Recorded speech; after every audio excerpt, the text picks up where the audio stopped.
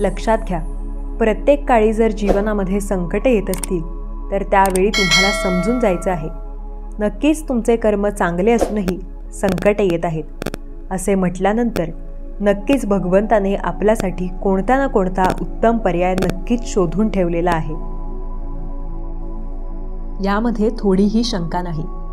नियती रोज तुम्हाला नवीन दिवस दाखवत असते, अगदी कोऱ्या करकरीत कागदाप्रमाणे. अरे, नियती तुमच्याकडून काहीतरी हिसकावून घेत असते, तरी हे ते तुम्हाला काहीतरी नवीन आणि उत्तम मौल्यवान देण्याकरिता तुमचा हात नेहमी रिकामा करत असते. ही गोष्ट कायमस्वरूपी प्रत्येकाने लक्षात ठेवायची असते. श्री स्वामी समर्थ. जय जय स्वामी समर्थ. नमस्कार स्वामी भक्तांनो, तुम्हा सर्वांचे मनापासून स्वागत आहे आपल्या स्वामींच्या SC मराठी या चॅनलमध्ये. आणि त्याचबरोबर आपण या चॅनलला तुमच्या मिळत असलेल्या प्रेमाबद्दल आणि विश्वासाबद्दल तुम्हा सर्वांचे मनापासून खूप खूप आभार.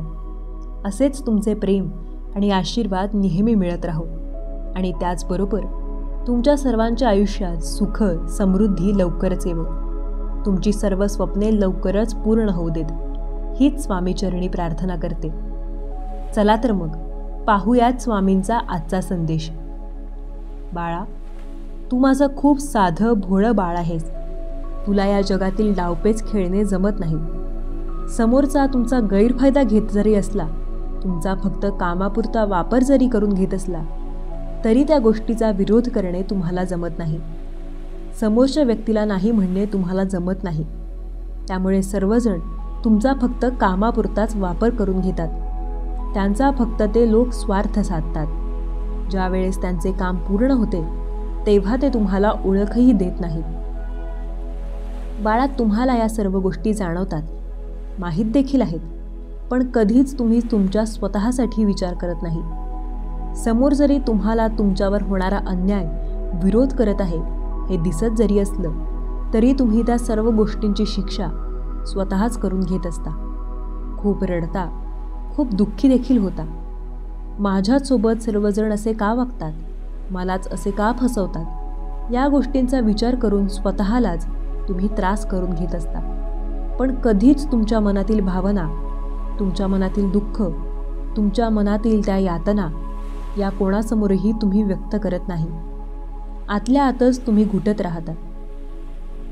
बाळा, तुला जरी वाटत असले की तुला कोणीच पाहत नाही, पण आम्ही नेहमी तुला पाहत असतो. आमचे लक्ष नेहमी तुझ्यावर असते. तुम्ही तुमच्या डोळ्यांतील अश्रू या जगापासून लपवू शकता, पण आमच्यापासून कधीच तुम्ही लपवू शकत नाही. हे लक्षात ठेवा. बाळा, मी तुझी आई आहे. मग एका आईपासून तिच्या बाळाला होणारा हा त्रास कसा काय लपून राहू शकतो? ज्या वेळेस तुम्हाला ठेच लागते, पण त्याची वेदना ही आम्हालाही होत असते. त्यामुळे आमच्यापासून, तुझ्या या आईपासून कोणतीच गोष्ट लपून राहू शकत नाही. तू काळजी करू नकोस. तुझी ही आई नेहमीच तुझ्यासोबत आहे, हे विसरू नकोस.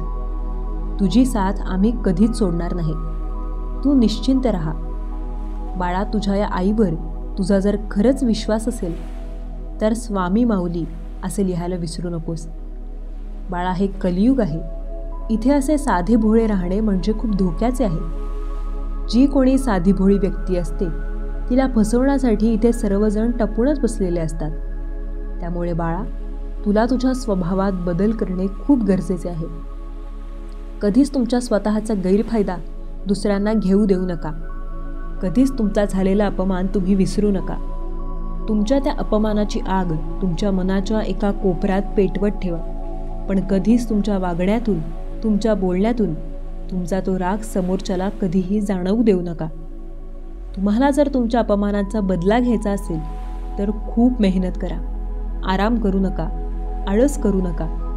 रात्रंदिवस एक करा, कारण तुमचे हे यशच तुमच्या झालेल्या अपमानांचा बदला आहे, हे लक्षात ठेवा. जग जरी सर्व गोष्टी विसरून पुढे गेलेले असले, त्यांच्या आयुष्यात ते सुखी असले, पुढे गेलेले असले, तरी देखील तुमचे यश त्या लोकांना त्यांच्या कृत्याबद्दल लाज वाटायला भाग पाडणार, ज्यांची मान लाजेने खाली जाणार. म्हणून आता असे आराम करून जमणार नाही. तुम्हाला खूप मोठी लढाई जिंकायची आहे.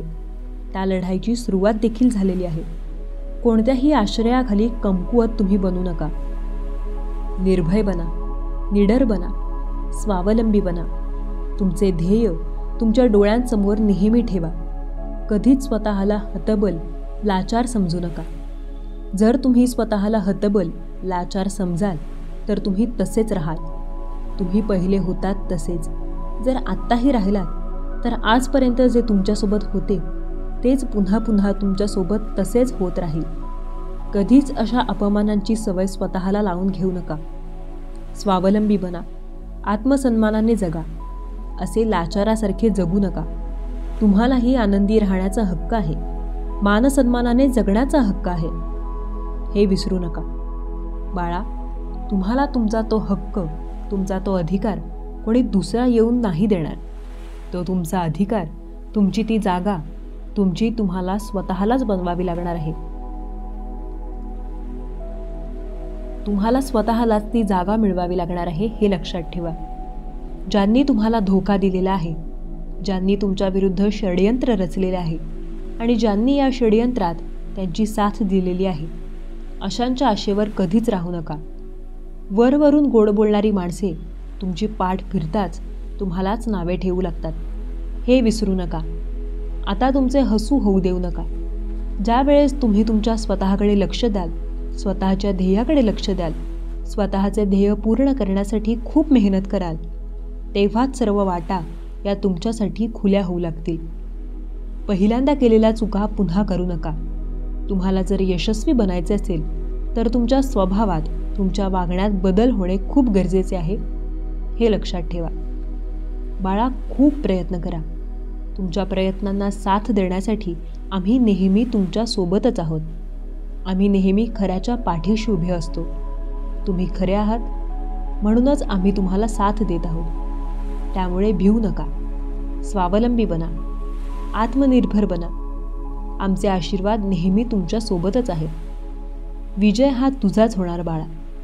तुझा आमच्यावर जर खरंच विश्वास असेल तर श्री स्वामी समर्थ हे लिहायला विसरू नकोस.